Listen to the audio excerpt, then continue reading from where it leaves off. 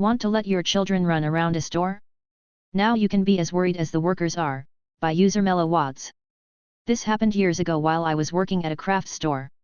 Like most craft stores, there were walls of glass, ceramic and other very breakable, very sharp items for sale, and this day I was stocking one of these fragile sections. A woman came in with what felt like 10 plus children under 15, but turned out to only be 4 kids, and let them loose to play tag/Marco Polo in the aisles while she shopped. After I had collided twice with these kids because they weren't watching where they were going, I decided to hunt down the mom before I got hurt. I had worked well enough customer service to know that if you ask directly for them to control their kids, they would get mad and refuse out of principle more often than not. I decided to be sneaky and stand in the same aisle as her and pretend to be stocking something near her, and spoke into my work headset without actually pressing the button. "Hey, did anyone get the broken glass from aisle 13? No? Okay, then I'll be over there in just a moment to get that cleaned up." Suddenly the lady realized there might actually be danger in letting your young children sprint around a store, and she immediately gathered them all up and they stayed by her side for the rest of the trip. After this I used it every time a customer decided we were their free childcare, and it worked about 90% of the time. Edit, spelling corrected aisle to aisle. Wouldn't sell on my 21st birthday, so I'm gonna support big business, by user Canedbread360. It's my 21st birthday, and a weird Korean family tradition we have is that the 21-year-old buys the first drinks and smokes for their grandfather/parent. I went to the smoke shop right at the end of my block. Asked for what I needed, grabbed my wallet, and handed my ID over. My ID clearly says 21Y/O on January 28, 2025, and it scans no problem.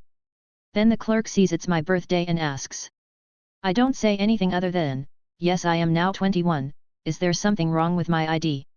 Dude pulls out this little digital clock and it says, "Can sell to anyone born before this date," which shows January 29, 2025. He says I have to wait 24 hours and that I legally can't buy anything. I told him that's not how it works, nor what the clock means. He said he doesn't make the rules and that I can't buy even though I'm 21. So I did what anyone else would do. I flashed the wad of cash I had in my wallet and said, "Man, that is really a shame." The guy sees it and begins to backpedal as I'm walking out the door. He stops me and said I should come back tomorrow and he'll sell me whatever I want. I ended it with, "Oh sweet, but I think the Wawa might beat you out today." I went to where I should have started, and the kind Wawa employee who knows me gave me a free beer and told me happy birthday. Friend deliberately disappeared from my life after graduation, so years later I fucked with their music, by user HK234. For the sake of this story, let's call the friend in question B. So, I was friends with B throughout most of college. We were pretty close and would always hang out. I'd drive them places, we'd organize/throw parties together, important for later, I'd help their partner out with a place to stay or rides whenever they visited, etc. It's safe to say, I thought we were pretty good friends. Sometime during our final year, B, along with a few others, was part of a long and pretty nasty conflict with other people I was acquainted with. This conflict ended up being escalated to the school admin, and they ended up calling in everyone named as a potential witness to testify so that they could have all sides and all info to make a decision regarding the situation. Throughout all of this, B would check in on me and encourage me to speak out, remind me of things that happened, and made sure our stories stayed consistent. Throughout this, I felt like I was being a good friend by speaking with the truth and defending my friends from attacks while making sure the other individuals involved would be held accountable for what happened. Fast forward to the week leading up to graduation, I was reaching out to a lot of people so that I could get a meal in with them before we all left for good. I tried reaching out to B and the group we were a part of so that we could get a meal together, but got no answer. After insisting, I was told one of them, not the friend in question, wasn't allowed to hang out with people of my gender because their partner didn't allow it, so I didn't press the matter further and decided that I'd just try and see these people individually at some point. Spoiler alert, that never happened. Same thing happened with grad photos, didn't get any with B or that group. A few days after graduation, I went to send B something on social media only to realize I was blocked by them on everything. After talking to some other friends who had been abroad, they confirmed that B told people after graduation that they were going to use me to gain leverage during their troubles with the school admin and then block me, which was shocking to me because this person never showed any signs of disliking me nor did anything happen for them to feel that way about me. All of this leads us to today, when I found an old device I haven't used in about 3 years.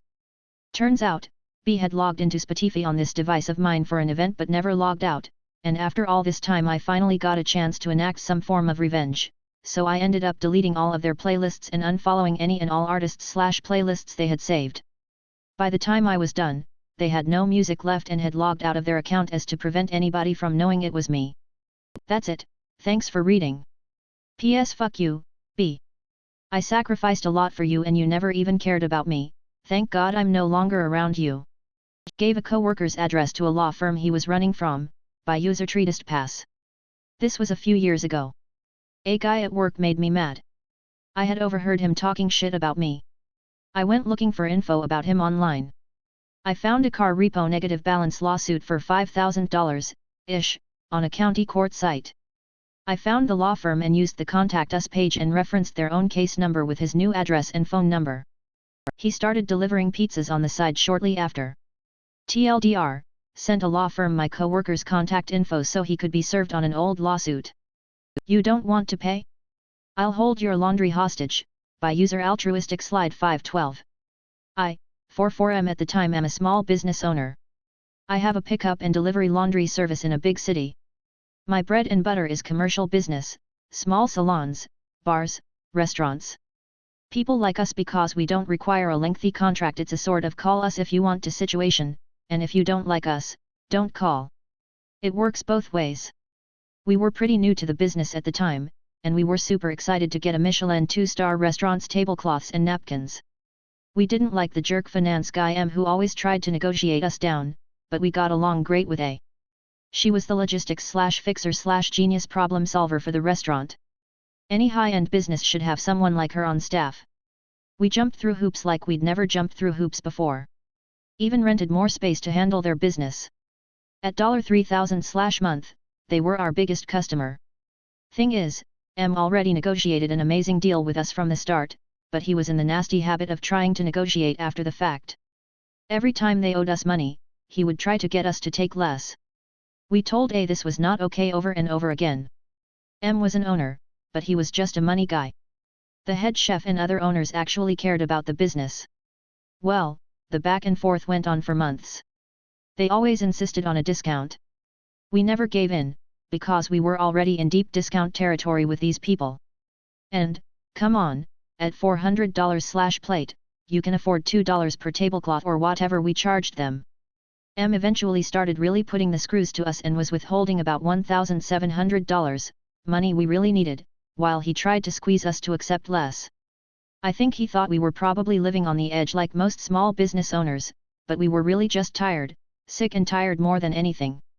And we checked our balance of FS, and there were none left to give. I came up with a plan and got my partner to agree. We put the plan in motion. We waited until the weekend came. We had almost all of these people's laundry. I think you can see where this is going. I called A, and I told her that M could stuff it. We have all your laundry, it's all pressed and ready, it's Monday. You're planning to open again on Tuesday. When you pay us in full for this order and everything that you owe us for previous orders in cash, you'll get your laundry back. Not before. I also let her know that once we got paid, our business relationship would be over. This was disastrous for us financially, but we weren't going to starve to death. She understood, and she was actually on our side. She loved our service. She let all the owners know that we were not messing around. She called us back and we agreed on a time. I went to the restaurant, left my partner and the laundry in the van. I dealt with all sorts of criminals and scammers in the neighborhoods where we delivered. I knew how to treat deadbeats. M wasn't there. The chef, other owner, was there, and only because it was him and not M, did I accept a business check instead of cash. It cashed/no problem. I called my partner to bring in the laundry. A called me later and proposed that we keep working with them and we would never have to speak to M again. Honestly, it was such a weight off my shoulders to no longer deal with them. I said no way. Don't try to stiff a small business that stands between you and setting tables for $20,000 worth of seatings in your fancy restaurant when you have no plan B. I have no regrets.